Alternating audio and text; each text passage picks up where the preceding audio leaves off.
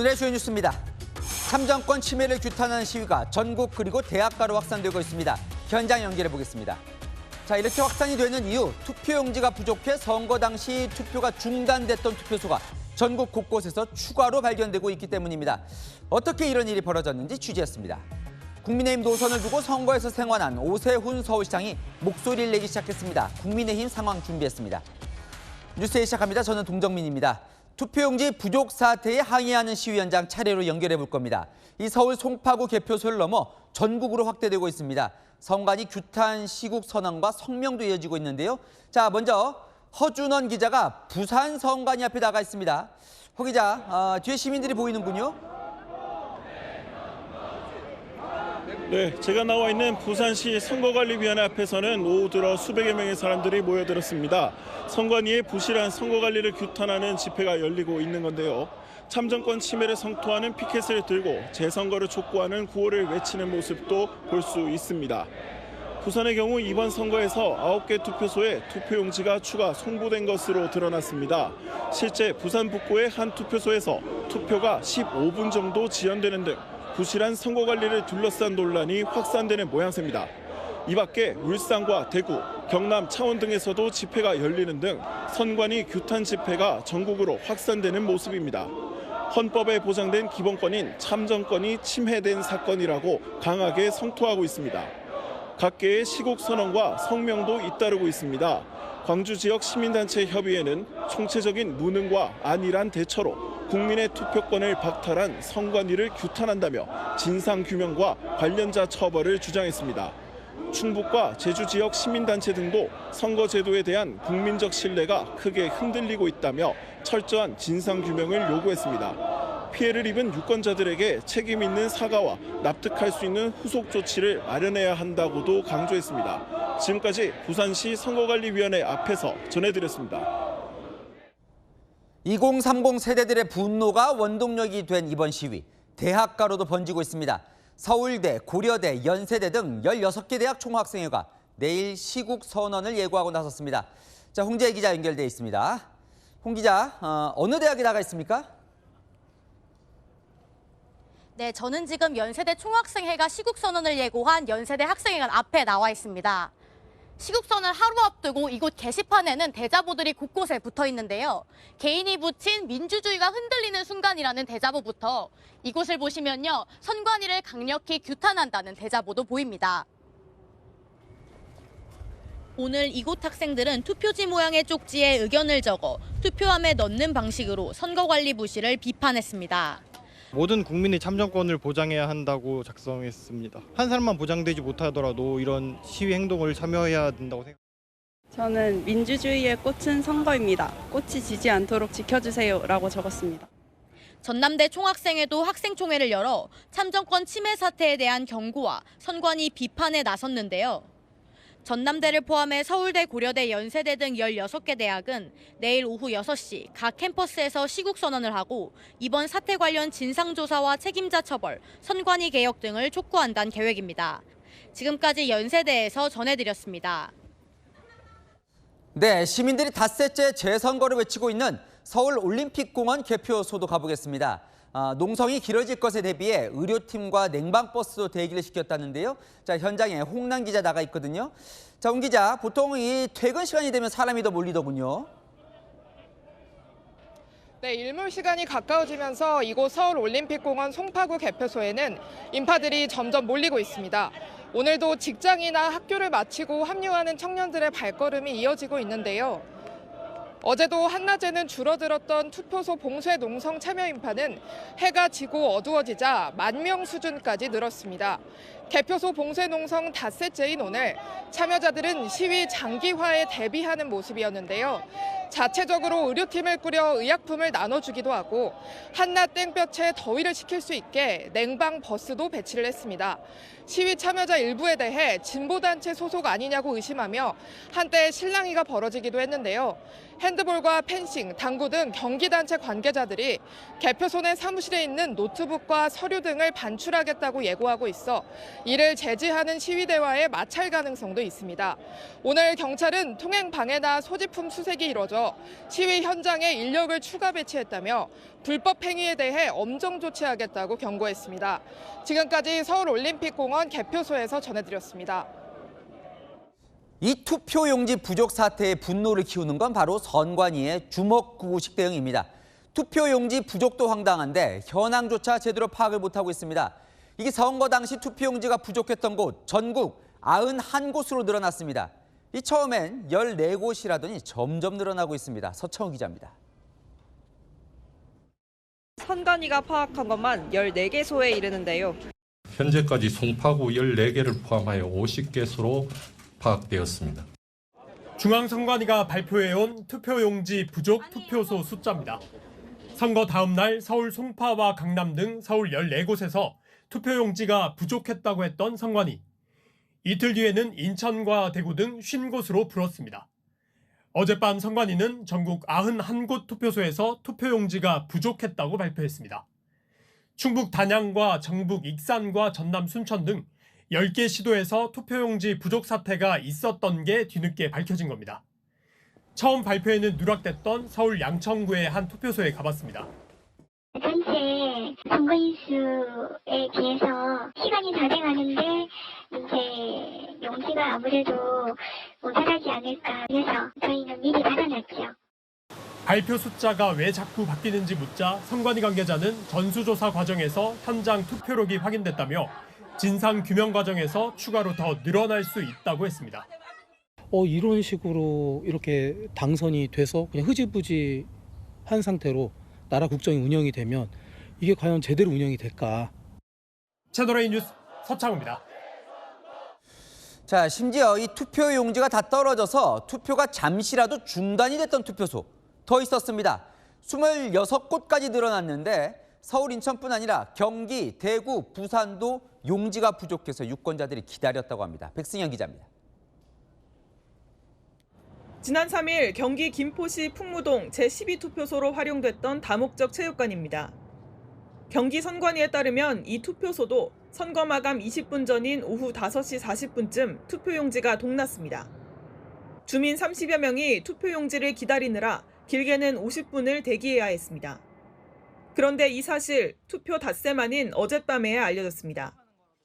중앙선관위 발표에 따르면 투표용지 부족으로 투표가 중단됐던 투표소는 모두 26곳, 지난 5일 발표한 22곳에서 6곳이 추가 확인됐습니다.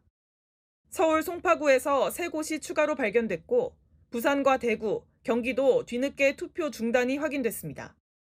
5일 발표 때 포함됐던 인천 연수 투표소 2곳은 대기가 없던 것으로 확인돼 집계 수치에서 빠졌습니다. 지역 선관위에 따르면 선거 당일 부산 북구 투표소는 오후 5시 50분쯤 12명, 대구 동구는 오후 5시 39분쯤 15명이 투표용지가 오길 기다렸습니다. 중앙선관위는 심지어 닷새간 이들 현장에서 투표가 중단됐던 사실도 몰랐던 것으로 파악됐습니다. 송파구 개표소 문제가 터진 뒤 각 투표소마다 전수조사를 한 뒤에야 보고가 이뤄졌습니다. 채널A 뉴스 백승현입니다.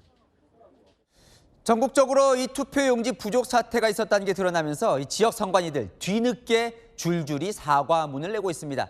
자, 야당은 그동안 의도적으로 축소했던 것 아니냐, 선관위 해명 이제 못 믿겠다는 비판을 쏟아냈습니다. 이해주 기자입니다.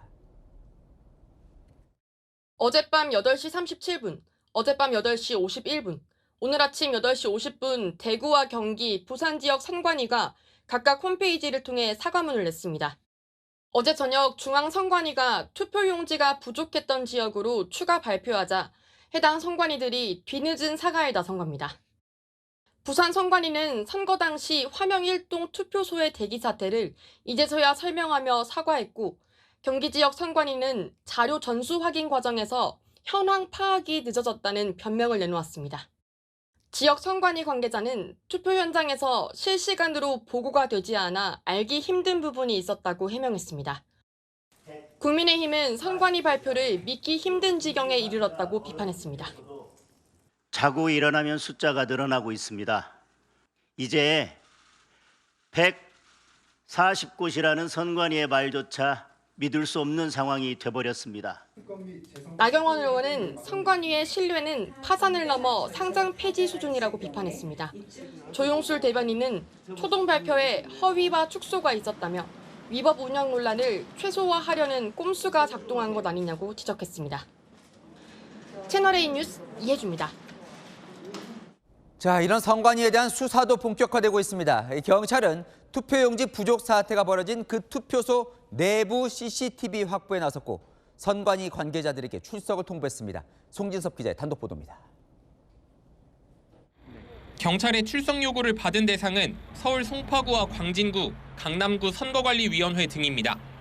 투표용지 부족 사태가 발생한 투표소를 담당하는 선관위 실무자들을 불러 참고인 신분으로 조사를 하려는 겁니다. 경찰은 6.3 지방선거 당일 투표소 내부 CCTV 영상도 다수 확보했습니다. 영상 분석을 통해 선거 당일 투표소 내부 상황을 확인하는 동시에 선관위에는 관련 자료 제출도 요구했습니다. 아직 압수수색 등 강제 수사 단계는 아니지만 선관위는 최대한 몸을 낮췄습니다. 중앙선거관리위원회 관계자는 직원들이 경찰 수사에 적극적으로 협조할 수 있도록 하겠다고 밝혔습니다. 검경합동수사본부도 서울중앙지검의 검찰 12명, 경찰 15명 규모로 꾸려졌습니다. 결국은 고발도 들어오고 했으니까 수사를 해보라고 제가 합동수사본부를 꾸려서 빨리 하자 했고. 국민의힘은 특별검사 수사로 의혹을 밝히자며 오늘 당론으로 특검법도 발의했습니다.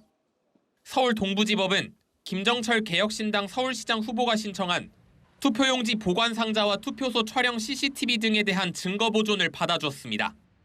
재판부는 내일 오후 3시 올림픽공원에 위치한 투표소를 찾아 투표함을 봉인한 뒤 법원으로 이송할 예정입니다. 채널A 뉴스 송진섭입니다. 네, 1, 2위 후보의 사전투표 득표수가 동시에 다 일치하는 투표소가 전국 12곳이 나왔습니다.